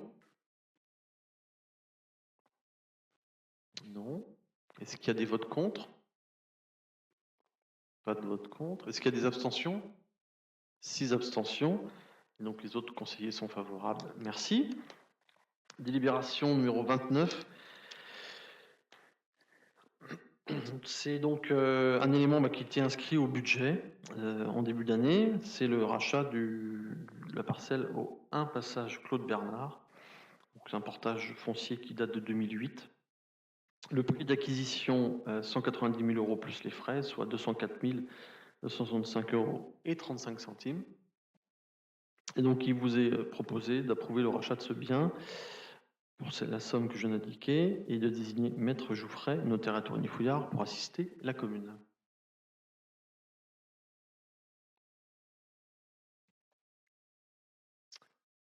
Est-ce qu'il y a des questions? Non. Je propose de passer au vote. Y a-t-il des votes contre? Pas de vote contre. Des abstentions non plus. Unanimité. Et enfin, dernière délibération, c'est l'avis de la commune sur la zone à faible émission qui doit être créée pour le 1er janvier prochain sur la métropole. Alors, il y a eu un certain nombre de réunions, de groupes de travail sur le sujet, mais aussi maintenant la publication depuis quelques semaines des éléments à la concertation du public, suivant l'article L 123-19-1 du Code de l'environnement, Donc la consultation est en cours jusqu'au vendredi 11 octobre, donc vendredi de cette fin de semaine, et il vous est proposé de donner un avis favorable sur ce projet d'instauration d'une zone à faible émission tel que présenté. Alors, tout d'abord, déjà sur le périmètre géographique, ce n'est pas une ZFE sur les 43 communes de la métropole, ce n'est pas une ZFE donc, qui concerne toutes les communes, elle est uniquement intra-rocade sur une grande partie de la ville de Rennes, une petite partie de la ville de Cesson, de Champy, de Noyal-Châtillon-sur-Seiche, parce qu'il faut savoir qu'une partie du centre Alma, c'est la commune de Noyal-Châtillon-sur-Seiche, une particularité, et une partie de Saint-Jacques-de-la-Lande, si ma mémoire est bonne. Les accès au parking relais ne sont pas concernés par cette ZFE, c'est-à-dire que vous pouvez aller au parking relais des différentes lignes de métro directement, sans passer par les interdictions qui sont mises en place. Et surtout, la première échéance, c'est uniquement les véhicules qui n'ont pas de vignette critère. Donc on est sur des véhicules qui ont plus de 25 ans. Et puis ensuite, il y a un échéancier tous les 2 ans avec les critères 5, enfin les véhicules équipés d'une vignette critère 5 dans 2 ans qui seront exclus du périmètre que je viens d'évoquer. Il y a des dérogations qui sont bien indiquées dans le projet d'arrêté. Par exemple, un employé qui commencerait son travail avant le début des horaires des lignes de transport en commun est exempté. Je prends l'exemple un peu trivial du chauffeur de bus qui lui-même a un véhicule qui peut ne pas avoir la vignette qui correspond. Comme c'est lui qui démarre les lignes de transport en commun, eh bien, ça fait partie des dérogations pour pouvoir rejoindre son lieu d'embauche, par exemple le dépôt de bus plein de boue. Il y a aussi un certain nombre de dérogations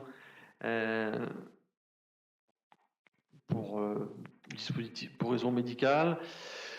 Enfin, vous avez tous les éléments dans le projet qui est la consultation du public. Il y a quand même un grand nombre de dérogations. Donc on peut se dire qu'il y aura quand même des mesures qui permettront de ne pas laisser de gens sur le bord du chemin. Et donc la commune peut faire part de ses observations sur ce projet. Et donc il vous est proposé ce soir d'émettre un avis favorable sur ce projet d'instauration d'une zone à faible émission tel que présenté et d'apporter les précisions suivantes en cohérence avec la délibération que nous avons prise tout à l'heure sur la zone d'activité porte de Thizay, c'est-à-dire de poursuivre le développement des transports en commun, notamment sur la ligne 83 pour les usagers de la commune, de poursuivre les aménagements de voiries favorables à des couloirs en voie bus dédiés comme cela a été réalisé au Paty du Moulinet, donc de réaliser l'aménagement du boulevard d'Argentré avec une voie bus dédiée dans le sens Torigny-Fouillard vers Cesson, de finaliser le réseau express vélo vers Via Silva le plus rapidement possible en menant les expropriations nécessaires suite à l'échec des discussions amiables, et enfin de maintenir l'éclairage public jusqu'au passage du dernier bus pendant 30 minutes. Voilà, c'est quelques remarques que l'on souhaite apporter pour améliorer la situation avec l'instauration d'une zone à faible émission à partir du 1er janvier prochain. Et donc, je pense que vous avez tous la question, combien de véhicules sont concernés par l'interdiction de fait de ne pas avoir de vignette critère au 1er janvier prochain? Et d'après les statistiques qui nous ont été communiquées, on est à moins de 1,2% du parc véhicule roulant sur la métropole. Voilà. Donc, ce qui est quand même assez peu, 1,2%. Voilà. Mais bon, tous les éléments sont dans le dossier que vous avez pu consulter. Est-ce qu'il y a des questions, des interrogations? Oui.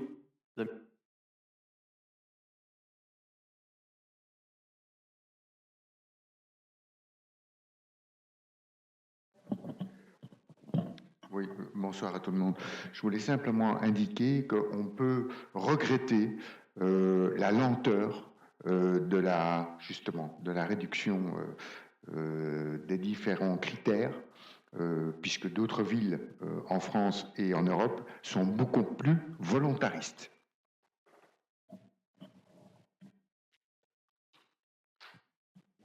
Très bien, c'est noté. Est-ce qu'il y a d'autres interventions?